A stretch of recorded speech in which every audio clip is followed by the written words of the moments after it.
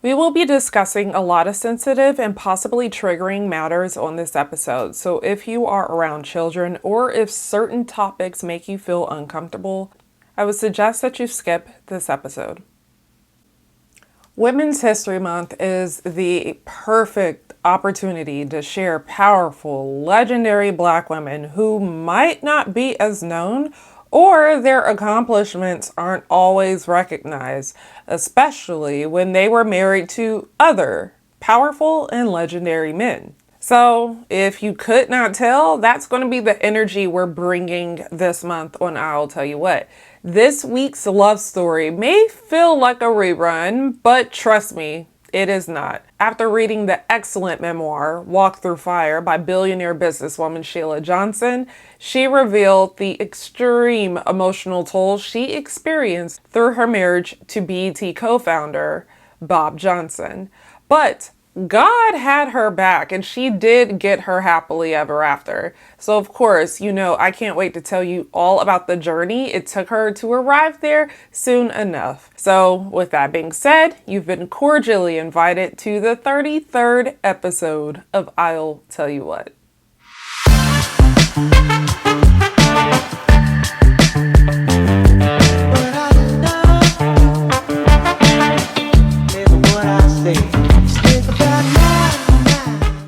I'll Tell You What is a podcast that's all love Black history. I'll Tell You What is presented by Hueido, and I'm Ashley, your favorite raconteuse that tells you these love stories every single Monday. So don't forget to subscribe here on the Tube of You or wherever you get your podcasts. Also, follow us everywhere you can. We're pretty much everywhere. And join us on the Triana Pay, where I get to go a little bit deeper into the love stories I share with y'all every single week. So with that being said, now let's begin the love story of Sheila Johnson.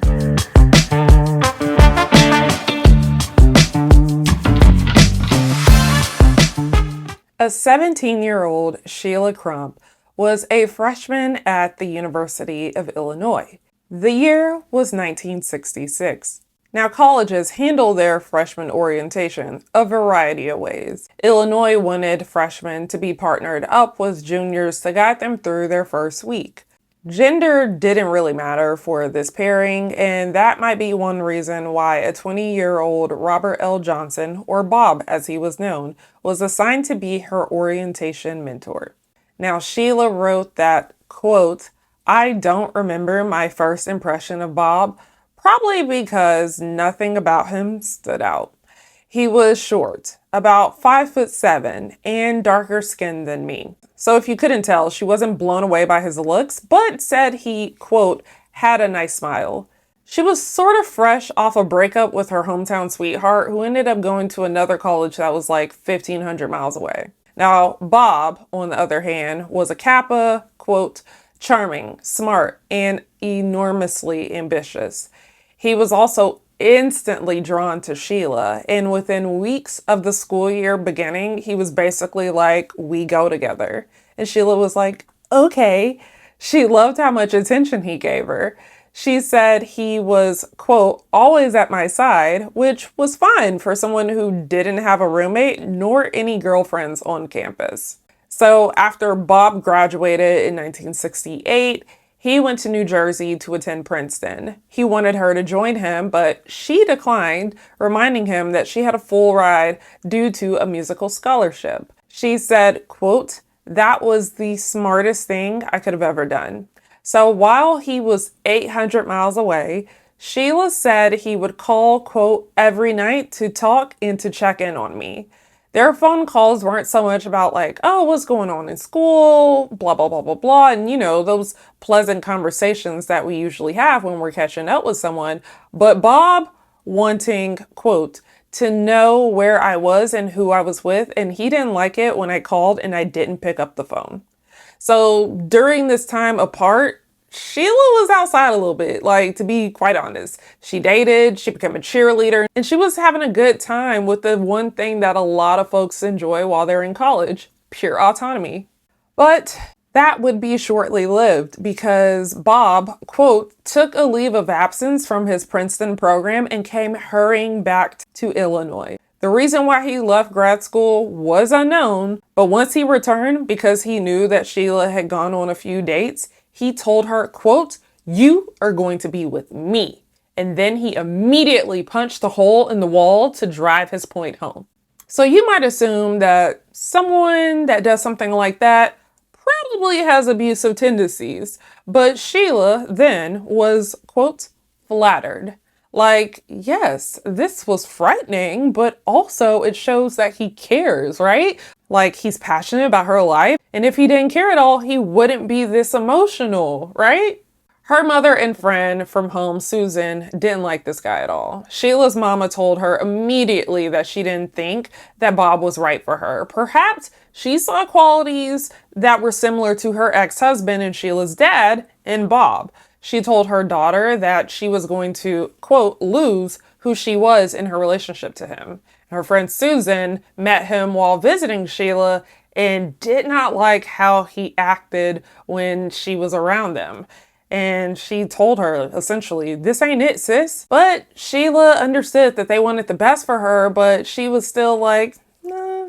So that plus the stories that Sheila would share with them were just not the best. And so ultimately both of them were like, you can do way, way better than Bob. But you know what? It didn't matter because Bob was like, you know what?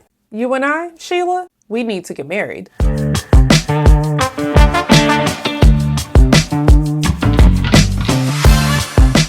Bob Johnson felt like Sheila should be his wife. The details of how he proposed, if he proposed formally at all, are unknown. Even Sheila doesn't remember. But regardless, on January 9th, 1969, Bob and Sheila got married. She was a junior at the University of Illinois, and he was working on campus as well. She wrote that their wedding was, quote, modest, as you'd expect for a recent college graduate and an upper-class woman. She made her wedding dress from McCall's A-line pattern. Her violin professor, quote, arranged a string quartet to perform during the wedding. Their venue was the school chapel, and that's because it was free, and that's because she was a cheerleader.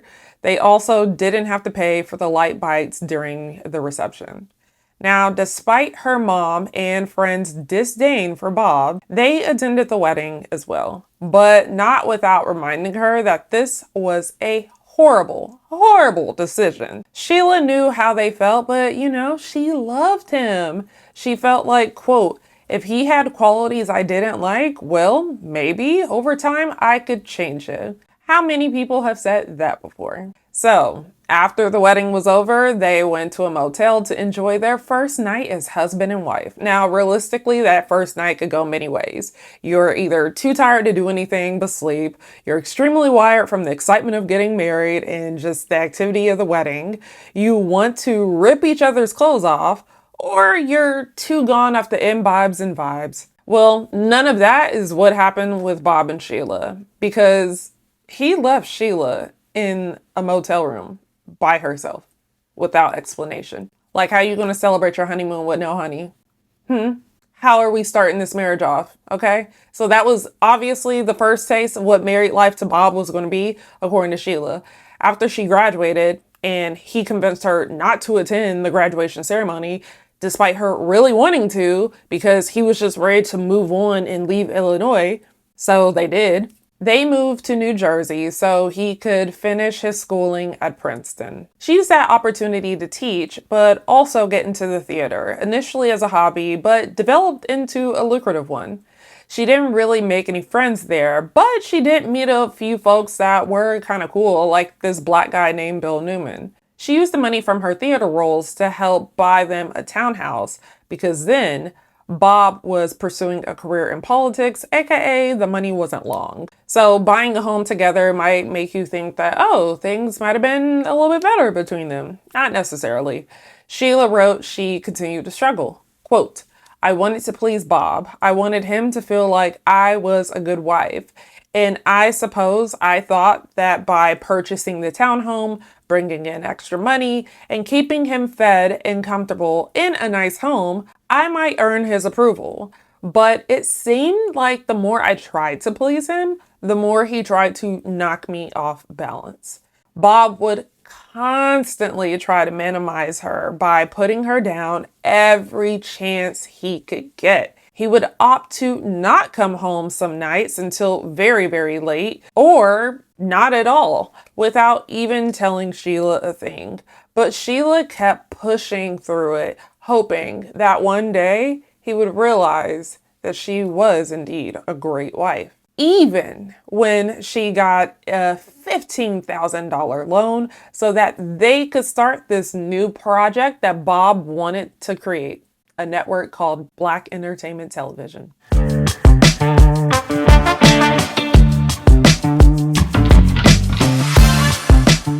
Now, y'all know that Bob Johnson co-founded BET with Sheila, but might not know that she's the one that got him $15,000 to start the network. Y'all know that BET launched in 1980, but might not know that Sheila had to sell her prized Landolfi violin that her parents took a second mortgage on their home to give her when she was in high school in order for the network to even see the light of day. And y'all know that Bob had an affair with former BET COO turned CEO Deborah Lee, but might not know that she wasn't the only employee he slept with, allegedly. Or is it alleged when it went to court? On the I'll Tell You What episode from last summer, Bet or BET on Love, I told y'all that during their time at BET, they saw the network go public on October 31st, 1991, making it the first African-American owned business to be traded on the New York Stock Exchange. But what I didn't tell you was that when it was time for everybody to fly to New York to celebrate the channel going public and ringing the bell and all of that, Bob told Sheila to stay back. Yes, the woman who made multiple financial sacrifices to get them there. The woman who co-founded this very company with him. The vice president of corporate affairs. His freaking wife, for goodness sakes. But you know what? She stayed back. Yes, she did. And you know, I kind of find this part of the story kind of interesting because in Deborah Lee's memoir, she noted that Sheila and Bob went to dinner together to celebrate, but Sheila wasn't there. And Deborah Lee actually said that she went to dinner with other colleagues. So how was Bob celebrating? It makes you think. It makes you wonder.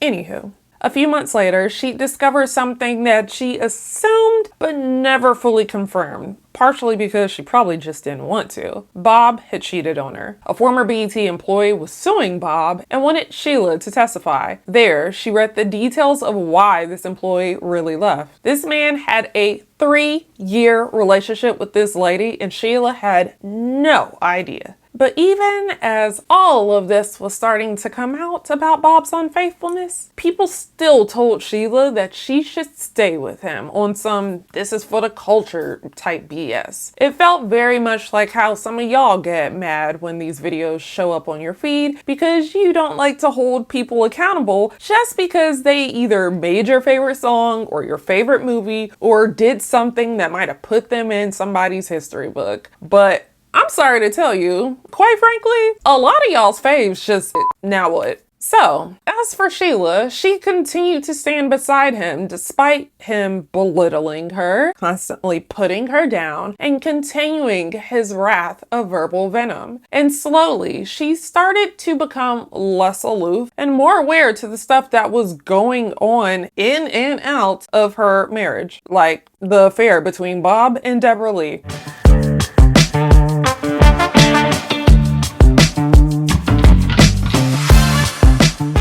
So the affair between Bob Johnson and Deborah Lee likely began sometime in the late 1990s or the very early 2000s, at least 6 months or so after she got the COO role. And unlike Bob's other infidelities, this time Sheila knew. Quote, Bob and Deborah remained alone at the top of the company, and after a while, they seemed to feel powerful enough that they didn't even care who knew about their affair. They were now brazen enough to behave however they liked, regardless of whether or not I was present. But this obviously hurt her feelings for her husband and someone she actually liked, a coworker, to be parading around like this. Someone who was also married and their families ran in the same circles and their kids went to the same schools. It was just nasty all around. Sheila was quoted in the book, The $1 Billion Bet, saying, quote, "That affair with Deborah just hurt me more than anything because I knew her and I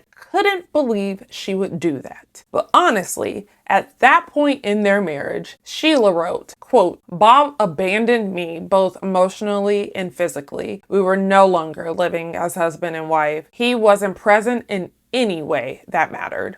However, that's still her husband, and Sheila said she, quote, "confronted him about his affair." And do you know how Bob responded? If you thought he owned up to it, then baby, you have not been paying attention at all. Well, what actually happened was that Bob fired Sheila. Yep, Bob fired his wife, the co-founder of the very network that they created together, allegedly because she called him out on it. And not only that, but he requested that she pack up her office during the weekend so no one could see. Exactly. Sheila said, quote, "And I was literally erased out of that company. And I got fired by my own husband because I found out what was really going on." And for what it's worth, he fired a lot of senior members of the company around that time, which was also around the same time that he appointed Deborah as the president and COO of the company, which was a promotion from her role as general counsel. But unlike the Sheila in Why Did I Get Married, Mrs. Johnson finally arrived at her breaking point. The end of 1999 was that moment for her, and she realized she needed, finally, to get a divorce. Now, getting a divorce when a lot of your assets are tied up in your privately owned network can make things a little bit complicated. But actually, Sheila said that this was the reason why they sold BT to Viacom. She also said that their divorce took 14 months to finalize. Bob didn't fight much through it, basically conceding to a lot of Sheila's requests. So on September 18, 2002, their marriage was officially over. And right as Sheila was about to experience single life for the first time as an adult at the big age of 53, she'd meet her next husband right as the divorce was being finalized.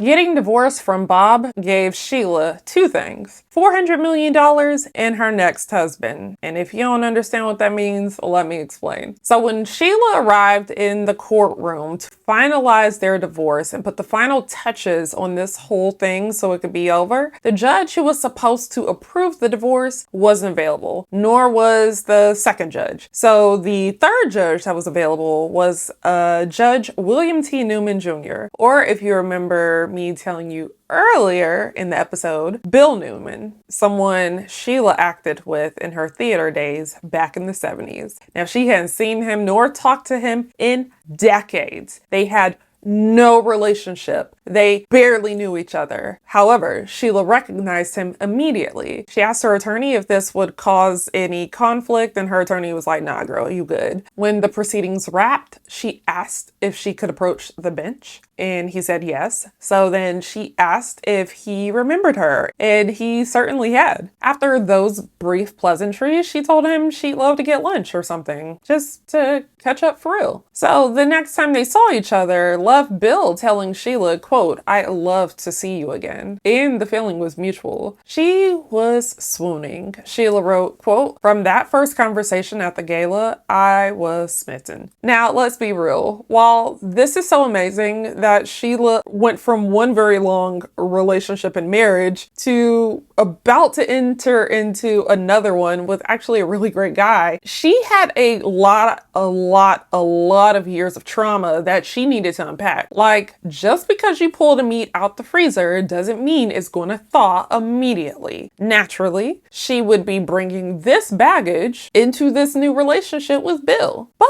unlike a lot of people that enter in relationships and everything starts out great, but then it crashes really quickly because they have their own emotional baggage that they need to unpack, Bill realized that the pain and abuse that Sheila experienced naturally was going to be a lot. He told her, quote, "I know what you've gone through, and I want you to know I'm here for you." Now, obviously, that was a very mature man, letting her know that he sees her and he understands her, and he knows that this isn't going to be a perfect nor easy road because she had over 3 decades of emotional trauma to unpack. But he was going to be there to help her through it. You know it wasn't easy. I just said it wasn't going to be easy. But she sought therapy to help her process everything that she was feeling, the pain that she experienced, even some of this that went well beyond Bob and into her childhood. But 3 years into their relationship, after noticing the work she had done on herself and the prospect of the future that they could build and create together, Bill proposed with an emerald cut diamond engagement ring surrounded by 4 baguettes. Sheila's happy ending had arrived.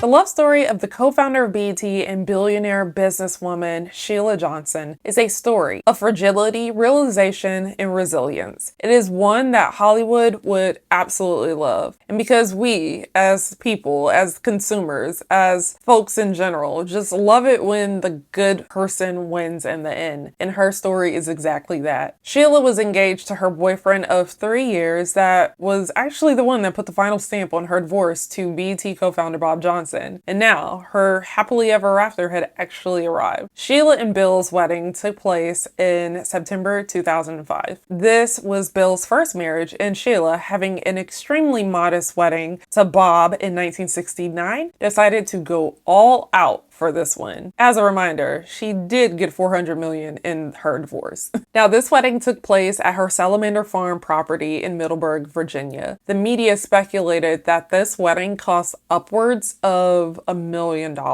And I mean, it probably did because Preston Bailey was her wedding planner after all. And Preston Bailey don't do cheap weddings. Sheila wore a, quote, honey-colored silk-beaded gown with a magnificent hooded train by Bob Mackie. Sheila's son, Brett, walked her down the aisle, and her daughter, Paige, was her maid of honor. Patty Austin was their wedding singer. Musical arrangements were performed by a 30-piece orchestra, which is a nod to Sheila's love of classical music. About 350 people worked on this wedding for 2 weeks straight leading up to the day. They fed their 700 guests from a, quote, chilled Maine lobster salad tower, roasted tornadoes of dry aged Angus beef, foie gras sauce, local sweet potatoes, chanterelle mushrooms, and petals of Brussels sprouts. And their 400-pound wedding cake, yes, you heard that right, was made by the one and only cake icon, Sylvia Weinstock, rest in peace. So it didn't matter that she is a luxury hospitality mogul, or that she co-founded a transformative network, or that she has ownership in 3 major professional sports. For 30 plus years, Sheila hid in the shell of who she could be because the person she married